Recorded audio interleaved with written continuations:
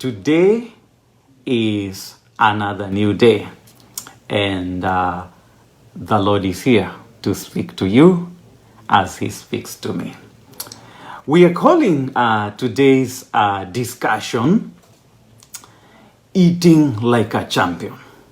If you Google Eating Like a Champion, you will see hundreds of books and articles and stuff like that on how to eat like a champion.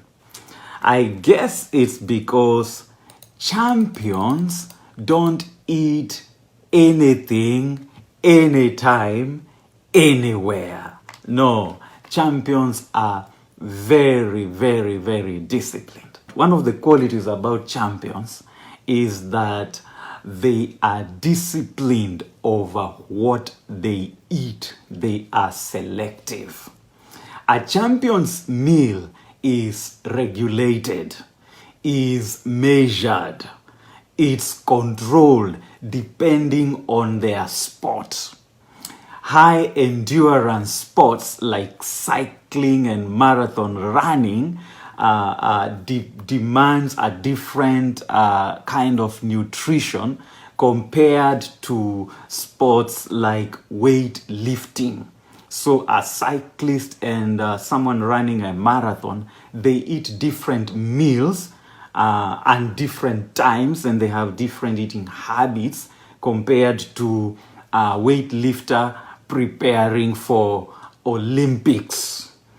A champion's meal is balanced both in quality and in quantity for energy, for bodybuilding, for protection and revitalization. Now, whether this champion is an athlete, a business guru, an academia, or a scientific genius, they all feed differently. I guess you know that feeding is not only physical for the tummy.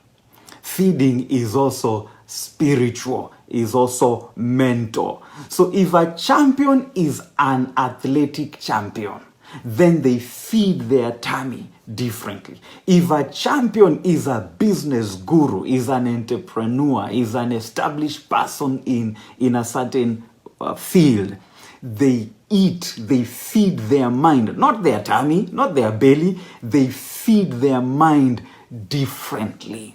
If someone is a genius, a scientific genius, or a genius in any other field, they feed themselves differently. So when we talk about a champion's meal, we're not necessarily talking about physical food, okay? Physical meal is just to introduce the topic, but that's not my specialty and that's not what I'm talking about. You see, even in the animal kingdom, they all don't eat the same.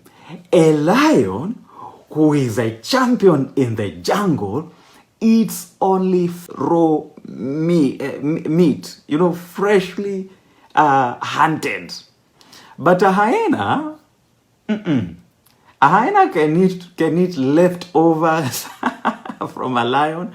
He can eat a dead animal that he comes across. It's the same with eagles. Eagles have to kill it themselves, have to get it fresh. But a vulture, no, it can be a dead animal in the pack. Champions eat differently. Are you a champion? You see, champions are selective. They plan, they regulate, they control what they put in, whether it's food, whether it's information, whether it's knowledge, whatever it is, they guard, they check, they monitor, they weigh, they measure. It's only when you are poor, when you don't have much, that you eat what is available. See, when you have no resources, you go to a restaurant and you don't look at the menu, what they are offering. You look at the right side of the menu, you are looking at the how much it costs. So you eat what you can afford. If you're eating what you can afford, you may not be, where the champion is, because the champion chooses, the champion selects. I pray that God will elevate you and establish you to be a champion in your world, in your field, whether that's in academia, whether that's in business, whether that is in ministry.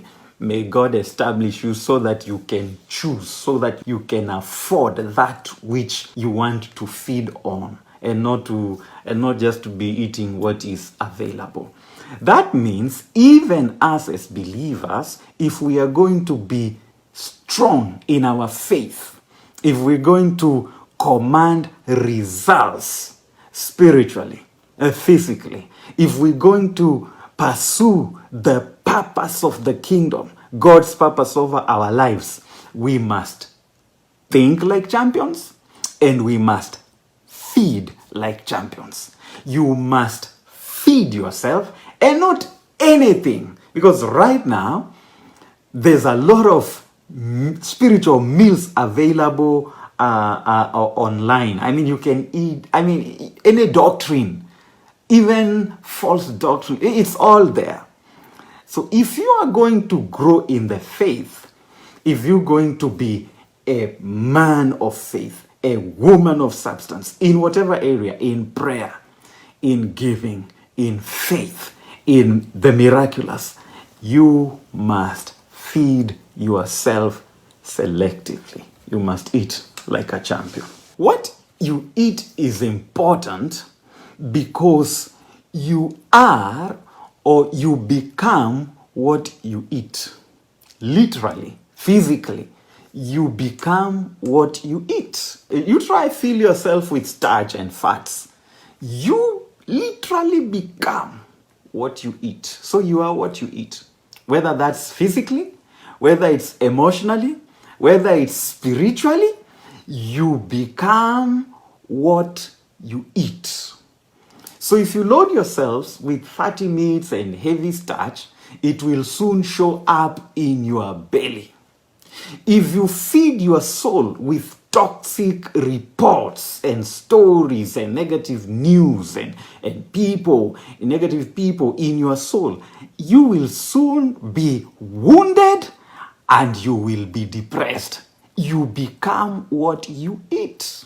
You become what you feed yourself. Champions don't eat anything. If you're going to be a woman of God, strong in prayers, strong in faith, strong in generosity, strong in discernment, strong in the word, strong in the prophetic, you cannot eat anyhow.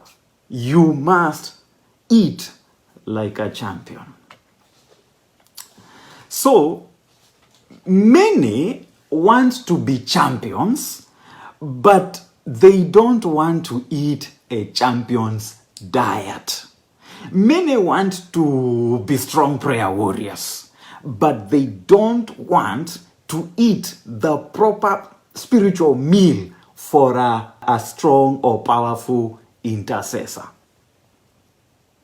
Many want to walk in the miraculous and in the prophetic and in the apostolic, but they are not ready to feed themselves with what will get them to produce the results they are looking for. Champions aren't made in the gym. Champions are made from something they have deep inside them. A desire, a dream, a vision. What is inside a champion is what makes them to be true champions. They have to have the skill, but beyond skill, they must have the will. Their will must be stronger than their skill. Their will must be stronger than their skill. Their will to endure the hits. Their will to keep fighting, to keep pushing being hit yet, but still coming up, being knocked on the floor, but still standing up again. That willingness, that though bleeding, they can't see because they are all swollen. That will to rise up again. Where is that will coming from? It's coming from the vision they have, the dream they have, the desire to be a champion. That's what makes a winner. That's what makes a champion.